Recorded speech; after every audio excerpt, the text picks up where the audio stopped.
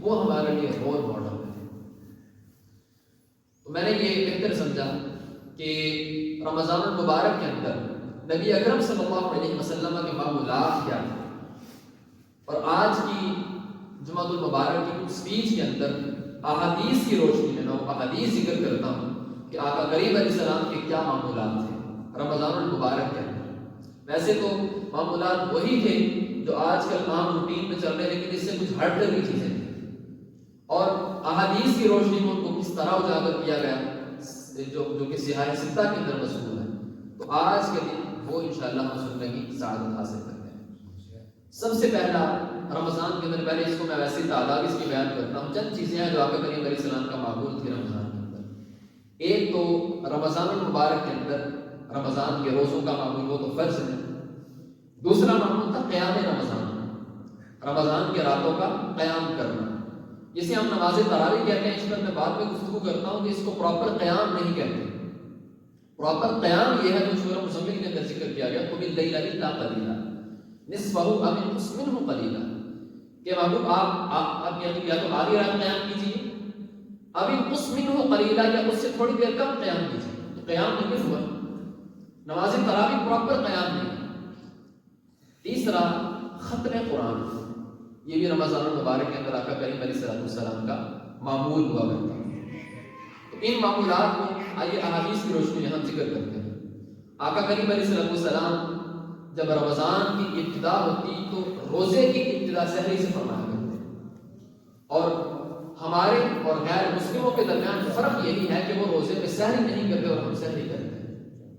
غیر مسلموں اور مسلمانوں کے روزوں کے درمیان یہی فرق ہے کہ وہ سحری نہیں کرتے اور مسلمان سحری کرتے ہیں۔ بخاری شریف کی حدیث آقا کریم علیہ السلام فرماتے ہیں کہ تسحروا، سحری کیا کرو، فإن فی السحور برکہ، بے شک اللہ نے سحری میں برکت رکھی ہے، سحری کیا کرو، یہ بہت برکت والا کھانا ہے۔ تو آقا کریم علیہ السلام کے اس معمول کو پیش نظر رکھتے ہوئے ہمیں اپنی سحری نہیں چھوڑنی چاہیے، اور سحری کے درمیان جو احتیاطیں ہیں ہم کو بھی مد نظر رکھنا چاہیے۔ اور اس کے بارے میں آقا کریم علیہ السلام کی یہاں تک روایت بھی موجود ہے کہ سحری میں تاخیر کیا کرو اور افطار میں جلدی کیا کرو۔ اس کا مطلب یہ نہیں ہے کہ وقت کے بعد بھی کھاتے پیتے رہیں، مطلب اس کا یہ ہے کہ طلوع آفتاب کے قریب قریب کھانا پینا بند کرو اور غروب آفتاب کے قریب قریب افطار کرو۔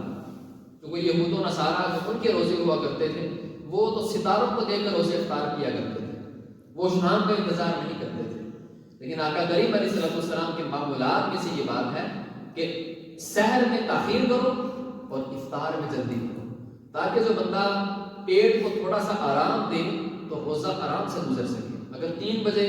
2 بجے کھانا کھا لے گا تو پھر 2 گھنٹے ہوں گے غروب آفتاب میں، تو پھر مشقت کا سامنا کرنا پڑے گا۔ تو آقا کریم علیہ السلام کے معمولات میں سے یہ بھی بات تھی کہ آپ سحری میں تاخیر کیا کرتے اور افطار میں جلدی کیا کرتے۔ ایک اور حدیث آقا کریم علیہ السلام نے ارشاد فرمایا کہ جب تک میری امت افطار میں جلدی کرتی رہے گی وہ بھلائی پر باقی رہے گی، جب تک میری امت افطار میں جلدی کرتی رہے گی وہ بھلائی پر باقی رہے گی، ان پر کوئی بھی وبال نہیں آئے۔ تو اس طرح یہ سحری کے اندر تاخیر کرنا آقا کریم علیہ السلام کا معمول تھا، اور افطار کے اندر جلدی کرنا آقا کریم علیہ السلام کا معمول تھا۔ اس کے علاوہ آقا کریم علیہ السلام کا جو معمول تھا وہ قیام اللیل تھا۔ آقا کریم علیہ السلام رات کو رمضان کے راتوں میں قیام فرمایا کرتے ہیں۔ اب رہی بات یہ کہ جو لفظ تراویح ہے اس کا مطلب یہ ترویہ کی جمع ہے، اور آقا کریم علیہ السلام کے دور کے اندر آقا کریم علیہ السلام نے ان کو ادا فرمایا بھی ہے اور ان کو چھوڑا بھی، دونوں طرح کی روایات ہیں، ادا بھی فرمایا اور چھوڑا بھی۔ دور صدیق اکبر کے اندر بھی اس کا کوئی نفاذ نہیں ہوا باقاعدہ جماعت کے ساتھ، ہاں دور عمر فاروق رضی اللہ تعالیٰ عنہ میں اس کا نفاذ ہوا۔ فاروق اعظم رضی اللہ تعالیٰ عنہ ایک دن مسجد میں تشریف لاتے ہیں اور دیکھتے ہیں کہ کوئی ایک امام کے پیچھے نماز پڑھ رہا ہے، کوئی کسی کے پیچھے نماز پڑھ رہا ہے، کوئی کسی کے پیچھے قیام کر رہا ہے، قرآن سن رہے ہیں لوگ۔ تو آپ نے کہا کہ کیوں نہ ان کو یکجا ایک امام کے پیچھے جمع کر دیا جائے، اور کیوں نہ اس کا جو ٹائم ہے وہ نماز عشاء کے قریب رکھ دیا جائے، تاکہ نماز عشاء کے فوراً بعد لوگوں کو گھر جا کر واپسی آنے میں مشکل ہوتی ہے، اور اگر رات کا تہائی حصہ رکھا جائے گا تو لوگوں کو آنا ہر کس و ناقص کا تو کام نہیں ہے کہ رات کو 2 بجے اٹھ کے آ کے مسجد میں آ کے اس کی عبادت کرے گے۔ تو لوگوں کی سہولت کے لیے فاروق اعظم رضی اللہ تعالیٰ عنہ نے فرمایا کتنا ہی اچھا ہو کہ ان کو ایک امام کے پیچھے جمع کر دیا جائے اور یہ اسی کے پیچھے آ کر روزانہ قرآن سنیں۔ حضرت ابی بن کعب رضی اللہ تعالیٰ عنہ بہت اچھے حافظ تھے، بہت اچھے قاری تھے۔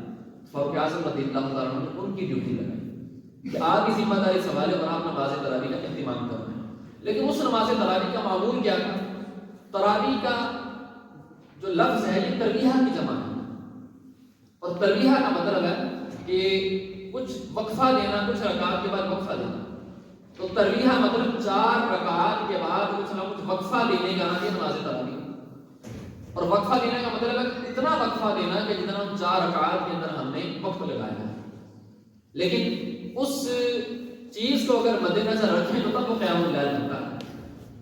اگر اس چیز کو مد نظر رکھتے ہیں تو تب وہ قیام اللیل بنتا ہے۔ ہمارا تو تراویح کا سلسلہ جو ٹرینڈ بنا ہوا ہے وہ ہمارا بہت تیزی سے ہے کہ ہم 4 رکعت ہوتی ہیں اور ہم بہت تیزی سے وہ جو تسبیح تراویح پڑھ کے آگے نکلتے ہیں، اور ہم کسی طریقے اس تراویح کو ختم کرنا چاہتے ہیں، جبکہ قیام اللیل کا جو سلسلہ ہے وہ اس سے بہت آگے ہے۔ اور اس کا مطلب یہ ہے کہ 4 رکعات پڑھ کے اتنا وقت بیٹھنا اور اتنے وقت میں کوئی تسبیحات بیان کرنا، کوئی تحلیلات بیان کرنا اور کوئی ایسی تسبیح پڑھنا کہ جس کے اندر اتنا ہی وقت لگے تاکہ زیادہ سے زیادہ وقت اللہ کی بارگاہ میں گزرے، یہ قیام اللیل ہے۔ تو آقا کریم علیہ السلام کا رمضان کے اندر قیام اللیل کا بھی معمول تھا، اب بیان فرمایا کرتے تھے۔ اور اس راتوں میں آقا کریم علیہ السلام فرماتے ہیں کہ قرآن اور روزہ یہ دونوں اللہ کی بارگاہ میں شفاعت کریں،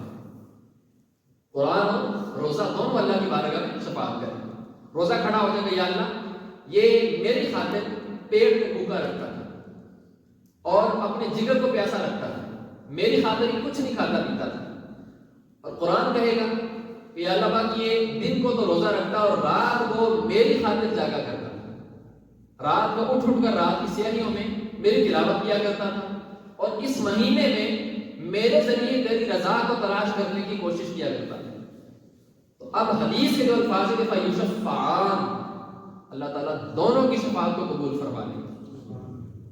روزے کی شفاعت کو بھی اللہ قبول فرما لے گا اور قرآن کی شفاعت کو بھی اللہ قبول فرما لے گا۔ رمضان کی راتوں کا جو تعلق ہے وہ خاص طور پر قیام اللیل کے ساتھ جو ہے وہ قرآن کے ساتھ جڑا ہوا ہے، اور اس قیام اللیل سے مراد اس کے اندر قرآن کی تلاوت کرنا ہے۔ تو اللہ کرے کہ ہمارا یہ معمول بنے کہ ہم کوئی ایسی نماز تراویح کا بھی اہتمام کریں۔ اب اگر بات آتی ہے مساجد کے ائمہ پر، تو مساجد کے ائمہ اسی چیز کو فالو کرتے ہیں جو عوام الناس کی جس کے اندر سہولت ہو۔ تو اب جس طرح کے معاملات ہیں ہمارے معاشرے کے اندر، بزنس کی صورتحال ہے، کاروبار کی صورتحال ہے، ٹائمز کی صورتحال ہے، اس کو مد نظر رکھتے ہوئے تو یہ سلسلہ شروع کرنا کہ قیام اللیل 4 کے بعد بہت طویل عرصہ کچھ بیٹھا جائے، کچھ پڑھا جائے، کچھ عبادت کی جائے، پھر اگلی 4 تراویح پڑھی جائے، بہت مشکل ہے۔ تو جس کی وجہ سے عوام الناس کا بھی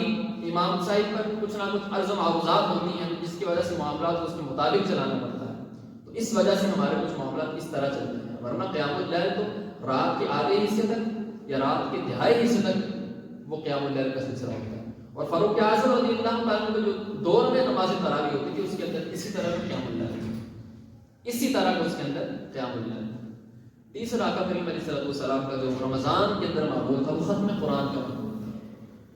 آقا کریم علیہ السلام رمضان المبارک کے اندر قرآن کریم اس کی تلاوت فرما کر اس کو مکمل فرمایا کرتے ہیں، اور روایات میں یوں بھی آتا ہے کہ آقا کریم علیہ السلام جبریل امین سے دور بھی کیا کرتے ہیں۔ تو اس رمضان میں آقا کریم علیہ السلام کے اس معمول کے پیش نظر ہم سب کو ختم قرآن کی بھی کوشش کرنی چاہیے، کیونکہ آقا کریم علیہ السلام کا معمول تھا، اور ہم سب کو ہر وقت پوری زندگی ایک ہی آیت ہمارے پیش نظر ہوتی ہے اور ہونی چاہیے، لقد کان لکم فی رسول اللہ اسوۃ حسنہ، کہ رسول کی زندگی تمہارے لیے بہترین نمونہ صلی اللہ علیہ وسلم۔ تو اب آقا کریم علیہ السلام کا جب رمضان میں معمول تھا ختم قرآن کا، تو ہم سب کو بھی اس کی بھرپور کوشش کرنی چاہیے، اور ہمارے جو نماز تراویح کے اندر ختم قرآن ہوتا ہے، یہ اس کے علاوہ مساجد کے اندر ایک اور بھی رجحان بڑھتا چلا جا رہا ہے شبینے کا۔ تو آقا کریم علیہ السلام نے رمضان کے اندر نماز تراویح میں یا نماز کے اندر اگر اجازت دی ہے تو وہ 7 دن کے اندر قرآن ختم کرنے کی اجازت دی ہے. تو 1-2 دنوں میں جو نماز شبینہ کا اہتمام کیا جاتا ہے وہ سنت سے ثابت نہیں ہے. آقا کریم علیہ السلام نے کم از کم جو رمضان کے راتوں میں جماعت کی صورت میں قرآن پڑھنے کی اجازت دی یا ختم کرنے کی اجازت دی ہے وہ کم از کم 7 دن فرمایا تاکہ مشقت کم ہو. لہٰذا جو ایک رات میں شبینہ پڑھا جائے تو اس کا ثواب تو اپنی جگہ پر ہے, قرآن پڑھنے کا ثواب تو اس کا کوئی انکار نہیں ہے, لیکن وہ سنت رسول کے خلاف ہے, وہ آقا کریم علیہ السلام کی سنت سے ثابت نہیں ہے. تو آقا کریم علیہ السلام کا ہر جو عمل ہے, ہر قول, ہر فعل کو ہمارے لیے مشعل راہ ہے. جو آقا کریم علیہ السلام فرما دیں وہ شریعت بن جاتا ہے, اور جس کو کر دیں وہ بھی شریعت بن جاتا ہے. وما آتاکم الرسول فخذوہ وما نہاکم عنہ فانتہوا. رسول جو لے آئیں اس کو پکڑ لو, اس کو اختیار کر لو, اور رسول جس سے منع کر دیں اس سے اپنے آپ کو باز کر لو. یہ شریعت کی اعلیٰ حد ہے. تو لہٰذا انہی کاموں کو اختیار کرنا چاہیے جو آقا کریم علیہ السلام کی زندگی کا حصہ تھے, اور آقا کریم علیہ السلام کی شریعت کے اندر جن کو فالو کیا جاتا ہے. تبھی اسی آیت کا مصداق ہم بن سکتے ہیں کہ لقد کان لکم فی رسول اللہ اسوۃ حسنہ, کہ رسول کی زندگی بہترین رول ماڈل ہے. یہ کہنے کے لیے تو بہت اچھا ہے, لیکن اس کو اختیار کرنے کے لیے ہمیں تھوڑی سی مشقت چاہیے. تو 3 معمولات آقا کریم علیہ السلام کی زندگی کے بیان کیے گئے. سحری میں آقا کریم جلدی فرمایا کرتے تھے, سحری میں تاخیر فرمایا کرتے تھے, اور افطار میں جلدی فرمایا کرتے تھے. اور احادیث میں بھی ہم نے سنا دوسرا آقا کریم علیہ السلام کا معمول تھا قیام اللیل. تو ایک کم از کم آقا کریم علیہ السلام رمضان کے راتوں میں تو قیام اللیل کیا کرتے تھے. ہمارا معمول ہونا چاہیے کم از کم ہم پورے رمضان نہیں تو آخری راتوں میں تو قیام اللیل کا ذہن رکھیں. آخری کی ساری راتیں چھوڑ دیتے ہیں, جو تاک راتیں ہیں اس میں کم از کم قیام اللیل کا معمول ہے. تو آقا کریم علیہ السلام کا جو خوبصورت زندگی کا حصہ ہے وہ قیام اللیل کے اندر بھی اس کا حسن نظر آتا ہے. تو تاک راتوں میں اس کا اہتمام کیا جا سکتا ہے. مسجدیں اس کے لیے الحمدللہ اوپن ہیں, اور آپ ریکویسٹ کریں گے تو مسجد کھل بھی سکتی ہے. آپ کے ہر مسجد والے کو اللہ کی مسجد کھل سکتی ہے. اور اگر اس کا اہتمام نہیں ہوتا بالفرض تو آپ گھر میں بھی ہم اس کا اہتمام کر سکتے ہیں بڑے اچھے انداز میں. تو قیام اللیل آقا کریم علیہ السلام کی زندگی کا ایک اور رمضان کا معمول تھا. تیسرا معمول تھا ختم قرآن کا. تو اس کو بھی ہم نے اس رمضان میں جتنے دن رہ گئے اس میں ہم نے اختیار کرنا کہ ڈیلی کچھ نہ کچھ قرآن کا جو حصہ ہے وہ ہم ضرور تلاوت کریں. اور اس کے ساتھ ساتھ میں نے پچھلی بار بھی عرض کیا تھا کہ قرآن پڑھنے کے ساتھ اس کو سمجھنے کی طرف بھی ہمیں آنا چاہیے, اور اس کی تفسیر کی طرف آنا چاہیے. اتنی آسانی دے دی گئی ہے کہ اس کا کوئی حد و شمار نہیں ہے. آقا کریم علیہ السلام کا ایک اور رمضان کا معمول تھا اعتکاف کا. آقا کریم علیہ السلام اعتکاف بھی رمضان میں فرمایا کرتے تھے, اور اعتکاف 30 دنوں کا بھی ثابت ہے, 20 دنوں کا بھی ثابت ہے. آقا کریم علیہ السلام نے ایک مرتبہ رمضان کے 20 دنوں کا اعتکاف فرمایا, تو فرمایا کہ میں نے ان 20 دنوں میں لیلۃ القدر کو تلاش کیا, لیکن ان 20 دنوں میں لیلۃ القدر نہیں ہے. اب فرمایا کہ اب آخری 10 دنوں کا بھی اعتکاف کروں گا, اور مجھے بتایا گیا ہے کہ لیلۃ القدر ان 10 دنوں کے اندر ہے. تو آقا کریم علیہ السلام نے ان 10 دنوں کا بھی اعتکاف فرمایا. آخری جو آقا کریم علیہ السلام کا اعتکاف تھا زندگی کا, اس میں آقا کریم علیہ السلام نے 20 دنوں کا اعتکاف فرمایا. جو آخری آقا کریم علیہ السلام کا زندگی کا سال تھا اس میں 20 دنوں کا اعتکاف فرمایا. تو یہ بھی ہمارے لیے رمضان کے معمولات میں سے ایک رول ماڈل ہے کہ اگر بن پڑے تو اعتکاف کی بھی نیت کر لینی چاہیے. کیونکہ اعتکاف کا مطلب ہے کہ مسجد کے اندر ہر کام کو چھوڑ کر اللہ کی رضا کے لیے آ کر بیٹھ جانا. تو رمضان میں ہم نماز کے لیے مسجد میں الحمدللہ بڑی تعداد میں بڑے اہتمام سے آتے ہیں, لیکن اس کا بھی ہمارے اندر ایک اجرت کا سما ہوتا ہے کہ مسجد میں جانا ہے, نماز پڑھنی ہے, سلام پھرنا ہے اور گھر کو آنا ہے. تو آقا کریم علیہ السلام کی بڑی پیاری حدیث میں فرمایا کہ مسجد کے اندر مومن اسی طرح جیسے مچھلی پانی کے اندر ہے. مومن کی مثال مسجد میں ایسی ہے جیسا کہ مچھلی پانی کے اندر ہے, کہ مچھلی کو پانی کے اندر رکھا جائے تو وہ خوش رہتی ہے, اور باہر نکال دیا جائے تو وہ پریشان ہو جاتی ہے. لیکن ہمارا جو معمول ہے وہ الٹ ہو چکا, اور مجھے اس کا جائزہ لینا چاہیے. مجھے اپنے طور پہ اس کا جائزہ لینا چاہیے کہ کیا وجہ ہے کہ مسجد میں جاتا ہوں تو واپسی آنے کو کیوں دل کرتا ہے, اور مجھے کچھ دیر وہاں مسجد میں ایسا ماحول بھی ملتا ہے کہ قرآن سامنے پڑھے ہوتے ہیں, نماز پڑھتا ہوں, اور اگر تھوڑا سا قرآن کھول کے بیٹھ جاؤں، رمضان میں ہی کم از کم کھول کے بیٹھ جاؤں، یہ مہینہ اللہ کا قرآن کا مہینہ ہے، تو کم از کم جو ثواب مجھے عام دنوں میں ملتا ہے اس میں ڈبل ملنا ہے۔ ایک تو رمضان کے دنوں میں جو نمازیں ہیں ان میں تو اپنا خشوع و خضوع تلاش کریں، ان میں اپنا خشوع و خضوع تلاش کریں، اور اس میں لازمی طور پر مسجد کے اندر وقت گزاریں۔ اللہ کے گھر میں جو بندہ سانس لیتا ہے، ہر سانس کی ایک نیکی ملتی ہے، ہر سانس کی ایک نیکی، ہر سانس کی ایک نیکی۔ تو رمضان میں اجرت کا جو سما ہے اس کو ختم کرنا چاہیے، اور اس کے علاوہ اگر مصروفیات ہیں پہلے 20 دن مطلب اجرت کے سما میں بزی ہے، آخری 10 دنوں کا اعتکاف اس کی نیت کر لیں،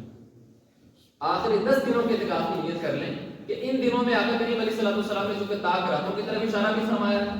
تو دنیا کے معاملات سے فارغ ہو کر میں اللہ کے لیے خالصتاً اللہ کے لیے اللہ کے گھر میں جا کے بیٹھ جاؤں کہ اللہ وقت تیری چوکھٹ پہ آ گیا ہوں، اب میں نے جو بھی لینا ہے وہ تیری بارگاہ سے لینا ہے، تیری چوکھٹ پہ آ گیا ہوں۔ اور جب کوئی بندہ اللہ کی چوکھٹ پر آ جاتا ہے تو اللہ اسے رسوا نہیں کرتا، اللہ اسے خالی نہیں لوٹاتا، اللہ کہتے ہیں مانگ اتنا مانگتا ہے۔ اور ایون کہ رمضان کی راتوں کے بارے میں ایک حدیث ہے، آقا کریم علیہ السلام فرماتے ہیں کہ رمضان کی راتوں میں ایک منادی ندا دیتا ہے آسمانوں سے کہ ہے کوئی رزق مانگنے والا ہے، کوئی بخشش مانگنے والا، اس کو بخشش عطا کی جائے۔ لیکن بات وہیں آ جاتی ہے